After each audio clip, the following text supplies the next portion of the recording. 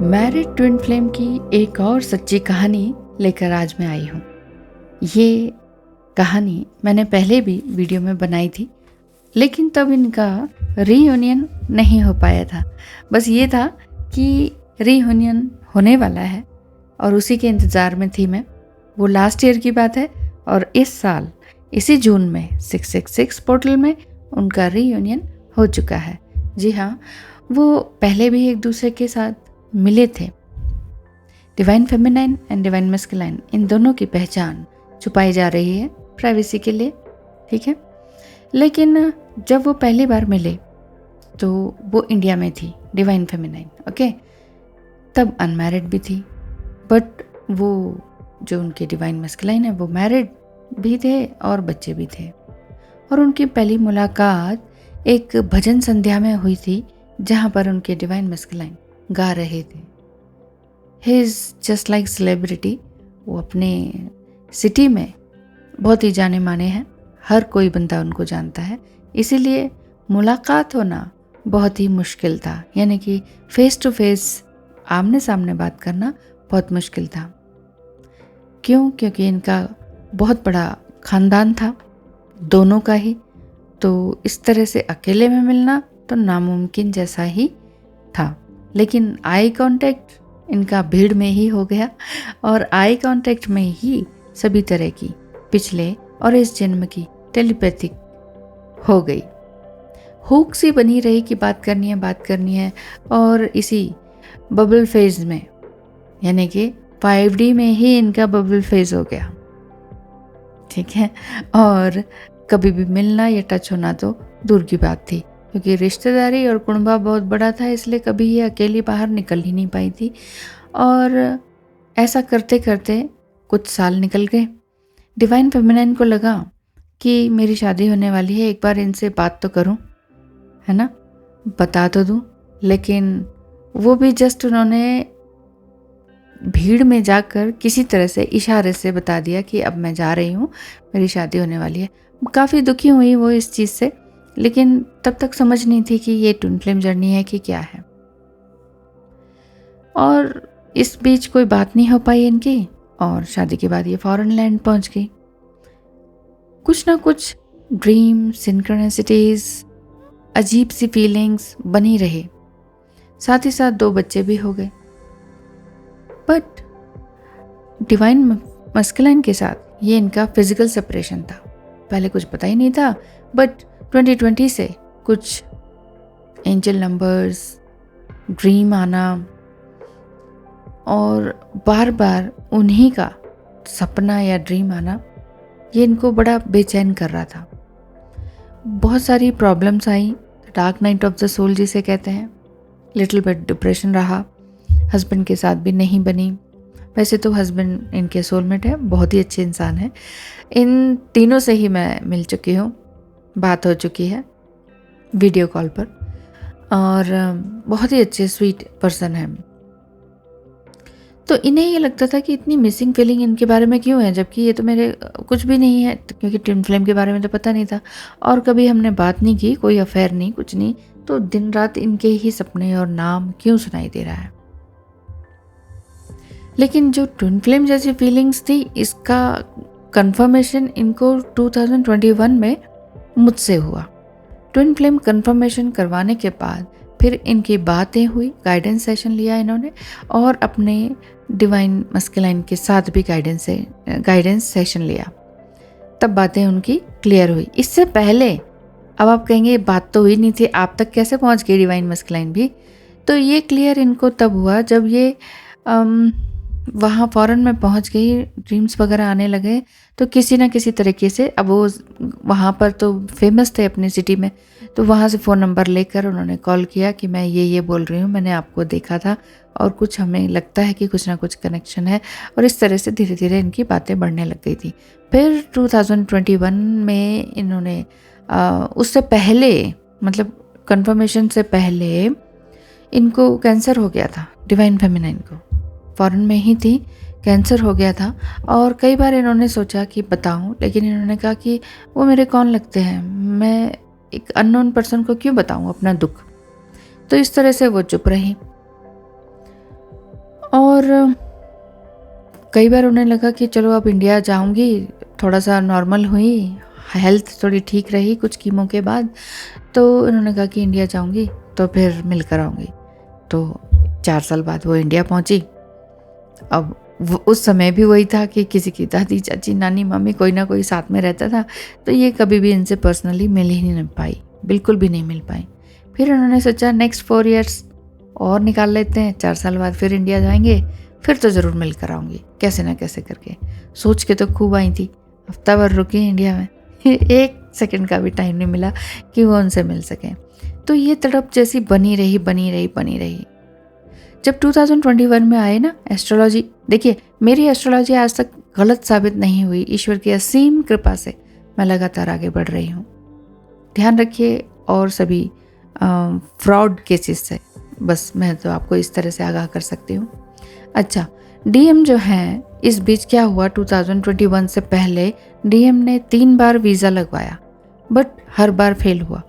और divine feminine की the dark night of the soul से जब वो गुजर रही थी तो उन्हें ये लगा कि अब मुझे इनको बता देना चाहिए, लेकिन फिर भी उन्होंने अपने कैंसर के बारे में और अपने दुख और सिंक्रोनिसिटीज़ के बारे में बिल्कुल भी नहीं बताया।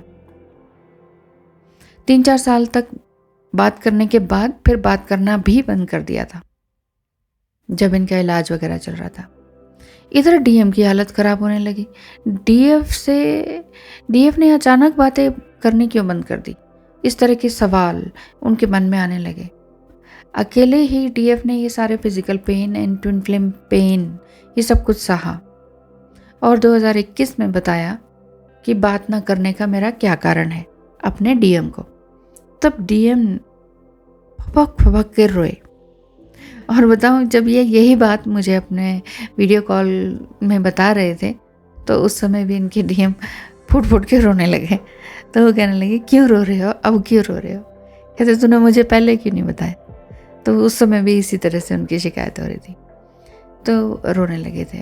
उनको बहुत ज़्यादा पेन हुआ। तो डिवाइन फेमिनाइन ने यही सोचा कि ये तो मेरे कोई भी नहीं लगते हैं और मेरे घर वाले इतना परेशान नहीं हुए, इतना नहीं रोए जितना ये रो रहे हैं, क्या है हमारा रिश्ता। तब जाके उन्होंने ये कन्फर्मेशन का सेशन लिया था और तब से दोनों ही एक साथ मेडिटेशन करते हैं। टाइम जोन डिफरेंट है, देख लीजिए, टाइम जोन बहुत डिफरेंस है, मतलब 12 घंटे का डिफरेंस है। तो फिर उसके बावजूद दोनों एक साथ वीडियो कॉल पर मेडिटेशन करते आए हैं और किसी ने नहीं बताया, ये जस्ट अपने आप ही इनके मन से आया और ये लगा कि कभी ना कभी तो हम मिलेंगे। और डिवाइन फेमिनाइन ने अपने हस्बैंड को ये बात बताई कि हाँ ऐसा है, मेरा कुछ ऐसा सोल कनेक्शन किसी के साथ लगता है, अच्छे मैच्योर इंसान है, हम कभी मिले नहीं, कोई रिश्ता नहीं रहा, कोई टचिंग वगैरह नहीं रही। तो उनके हस्बैंड ने मैच्योरिटी दिखाते हुए उन्होंने डीएम के लिए टिकट बुक करा दिया इस साल। और इस जून में देखिए 3 बार तो वीज़ा कैंसिल हुआ बिना किसी कारण के, और इस साल वो वहाँ पहुँच गए उनके घर में। डिवाइन फेमिनाइन के हस्बैंड ने उनके डिवाइन मस्कुलाइन के लिए टिकट बुक कराया, इनवाइट किया, बोला घर में आके रहें। 3 वीक्स के लिए वो वहाँ पहुँचे हुए हैं। अब आप कहेंगे डिवाइन मस्कुलाइन का कोई नहीं था क्या, सब अब आराम से आ गए? नहीं, उनका भी बहुत बड़ी फैमिली है, घर है, परिवार है, बच्चे भी हैं। अब क्या हो रहा था उसी समय, फॉरेन में वीज़ा लगने से पहले इनको ये लगा कि मैं कैसे आ सकता हूँ, मेरे बेटे की शादी है, और शादी होते होते भी रुक गई, वो कैंसिल हो गई। इन्हें लगा कि अब मैं कैसे आऊँ, ये तो बड़ा धर्म संकट सा हो गया, इधर वीज़ा लग गया, इधर बेटे की शादी रुक गई, हो जाती तो फिर मैं आ जाता। इसी बीच में क्या हुआ, दोनों फिर वही मेडिटेशन वगैरह करते रहते थे। उन्होंने कहा कोई बात नहीं, भगवान है हमारे साथ, मिलना होगा तो ज़रूर मिलेंगे इस जन्म में। फिर क्या हुआ, अच्छा ये जो मैं बता रही हूँ, ये जो पिक दिख रही है आपको, ये उनकी रियल पिक है, उन्होंने मुझे भेजी है। तो ये मैंने थंबनेल पे और आपको स्क्रीन पर अभी दिखाई दे रही है, वो मैंने लगाई है। अच्छा, तो इसमें क्या हुआ, उधर कैंसिल हुआ रिश्ता बेटे का, ये धर्म संकट में पड़ गया, अब हम करें क्या, कैसे जाएं, है ना, मना भी कैसे करें। और इतना सुनहरा, इतनी अच्छी अपॉर्चुनिटी मिली है और इतना सुनहरा मौका मिला, मैं क्यों ना जाऊं अपनी डीएफ से मिलने के लिए।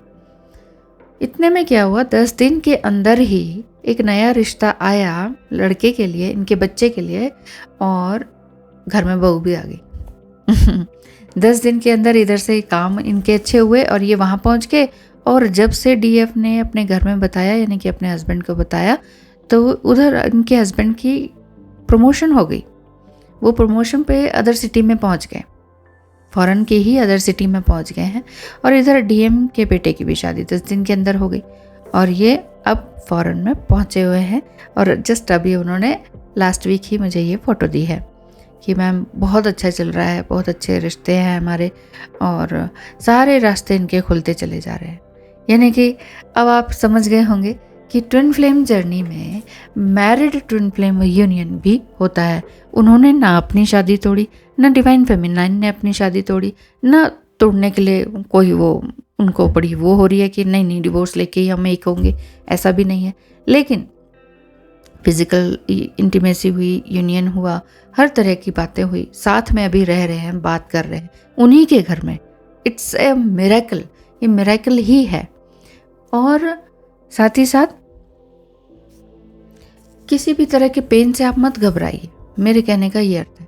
और डिवाइन फेमिनाइन एंड मैस्कुलाइन जब मैरिड हैं और इसको रीयूनियन कैसे कहेंगे? अब आप कहेंगे ये तो जस्ट फिजिकल हुआ, अब ये अपने घर वापस आ जाएंगे। तो ये किसने कहा है कि डिवाइन फेमिनाइन रीयूनियन में शादियां तोड़नी होती हैं, बच्चों को छोड़ना होता है? ऐसा नहीं होता। उधर इनकी भी फैमिली है, इनके बच्चे की अभी शादी हुई है, अब ये घर जाएंगे, अपनी सारी रिस्पॉन्सिबिलिटीज़ निभाएंगे।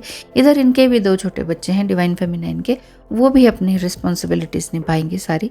लेकिन इनका कॉर्ड कनेक्शन, दिल से दिल का, सोल से सोल का कनेक्शन बना रहेगा, ठीक है। और इसके बाद इन्होंने अपना प्लान कर रहे हैं वहाँ पर कि इंडिया पहुंचकर किस तरह से एनजीओ खोला जाए और किस तरह से एनिमल्स एंड दूसरे लोगों की हेल्प की जाए। साथ ही साथ ये दोनों छुप छुप के एक तरह से, मतलब सोसाइटी में तो नहीं बता सकते, पूरे कुंभ में अपने फैमिली में नहीं बता सकते, हस्बैंड को बता रखा है बस। तो ऐसे में ये ट्विन फ्लेम कम्युनिटी के लिए भी बहुत कुछ करना चाह रहे हैं और उसकी प्लानिंग इनकी चल रही है। तो ये है मैरिड ट्विन फ्लेम रीयूनियन की एक सच्ची कहानी। थैंक यू सो मच सुनने के लिए, और आशा करती हूँ कि आपको भी बहुत सारी आशाएं बंध गई होंगी कि हाँ, हम भी इस तरह से कर सकते हैं, हमारा भी रीयूनियन बहुत ही अच्छी तरीके से हो सकता है। देखिए, श्रद्धा हो ना, फेथ हो, फिर कोई दिक्कत नहीं होती। तो इसीलिए no pain no gain. Pain है लाइफ में तो किसी तरह से घबराने की ज़रूरत नहीं है, सहते चले जाएं और उसे एक्सेप्ट करते चले जाएं। Thank you so much, all the best. मैं यही चाहती हूँ कि आपका भी रीयूनियन जल्द से जल्द हो, इसी साल हो, मैं तो ये कहती हूँ इसी महीने हो, क्योंकि 24 जून 2022 भी 666 पोर्टल है और अभी ये पोर्टल आया नहीं है, आएगा और आपके लिए नई ढेर सारी अपॉर्चुनिटीज़ और खुशियाँ लेकर आएगा। Thank you so much, all the best.